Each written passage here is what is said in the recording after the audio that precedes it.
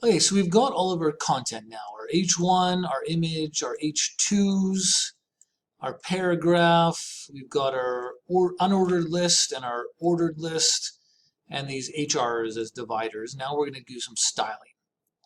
Okay, now again, I can go here to my CSS tutorial, CSS How To, and there's three ways. There's external CSS, internal, and inline. I recommend we do external CSS, okay? This is kind of the recommended way. I don't want to see you doing internal or inline CSS. We're only going to do external CSS. And what that means is we're going to write all of our CSS in a separate file, okay? And then we're going to link in our HTML, we link to that file. And in here, we do selectors. We're going to select the body, we're going to select the H1, and then inside of these braces, these curly brackets, are the style rules. All right, so this H1 is going to have a text color of navy and a margin left of 20 pixels. Okay, this background color will be light blue. All right, so and then there's tons of different CSS properties you can play around with. And again, I'll try to teach you the most basic ones or the most common ones, and you can explore the rest on your own. All right, so Visual Studio Code makes it really easy for us to do this. We're going to go into the head section, right? Remember, the body is for all the visible content. The head section is for information about the website. So the website has a title of PB&J. If I go type link and use the Atom abbreviation, by default it links to a style sheet, and I have to tell it where the style sheet is. So remember, I don't need settings open. We're going to link to style.css, and it's in the same folder as index.html, so I can just type the file name. It even auto-completes for me. Yay! Okay, so that's style.css. I'm going to save that, and nothing's going to change because style.css is empty. But let's try doing what W3 School says. Let's try doing a background color of blue or something like that. So we hit Control S again to save that, and let's see if that link is working. Okay, go back to here, go back to here, and notice how I didn't have to hit refresh. Remember, we have our live server running, right? I did right-click, open with live server. Cool. So I go here, and now the background color is blue. Yay! That's not very good. Okay, so we'll get rid of that. But that's the main idea behind CSS, is we link to the style sheet, and in here, we're just going to select elements.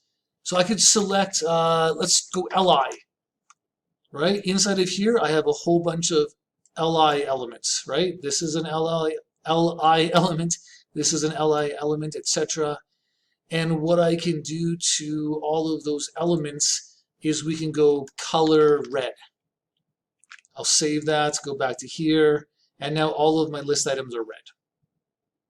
All right, so that's not what we're gonna do, but it just shows you there's the selector, right? That says select all LI elements and apply these styles. You can do more than one style, right? We could do also maybe a font size of like 30 pixels. The default font size I think is 16 pixels, so this should be quite big. Oh, that's too big, right? So you can play around with font size and stuff, and you can list as many style rules as you want here. It's just really important that you end each style rule. So there's the property, a colon, and then the value, and you end it with a semicolon. If I delete that semicolon, the color red would still work, but see, it breaks the next one. Because I didn't end this one properly, the next one's not ready to go. Okay, so you need that semicolon there. And notice this cool, like we can actually look at the different, wow, RGB and hex values and names and stuff like that. That's interesting. Colors can be represented in words, but it can also be RGB. RGB is just the amount of red, the amount of green, and the amount of blue from 0 to 255. So if I go full red, full green, full blue, right? Max is 255, minimum is 0. This will give me white. If I go no red, no green, and no blue, that'll give me black, right? And if I do all red, no green, no blue, that'll give me red, etc. right? And there's also different mixtures, red, green, and then you can, of course, play around with these things. And right in here, you can do this color picker in VS Code. That's pretty cool. And you can decide on what color you want. Okay, and that's RGB. There's also these hex codes, right? And these are similar. The first two numbers represent the amount of red. The next two numbers represent the amount of green, and then the last two are the amount of blue. They're just using hexadecimal values instead of RGB. Anyway, I don't want to go into too much detail there. And then, of course, there's also just names. There's a whole bunch of color names. But let's go back to this. And what I think I want to do is let's select our H1. And I want to use the font. And what's nice about VS Code is it gives you all these different options, right? Like it shows you, oh, what can I do? Oh, font family, cool. And it gives me a whole bunch of fonts to choose from. That's kind of neat. Okay, and these fonts are kind of your safe fonts you can use. Let's make my title maybe be, I don't know, let's try this one, Franklick Gothic Medium. Now notice how it has this font and then a comma and then another font and then a comma and then another font, comma, and then this sans serif. Basically, it tries to use this font. But if your computer, like not all fonts are supported by all computers, so this font isn't on the computer that this web page is being viewed on, then it'll try doing Arial Narrow. And if that doesn't exist, it'll just do regular Arial. And if that doesn't exist, it'll choose some generic sans serif font.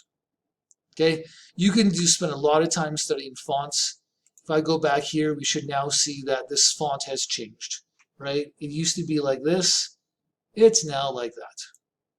Okay, and you can play with other ones here. Let's say I want to get rid of that font family, Lucida Sans, and all these different options. Hit save, and now it's different again. So pick a font you like.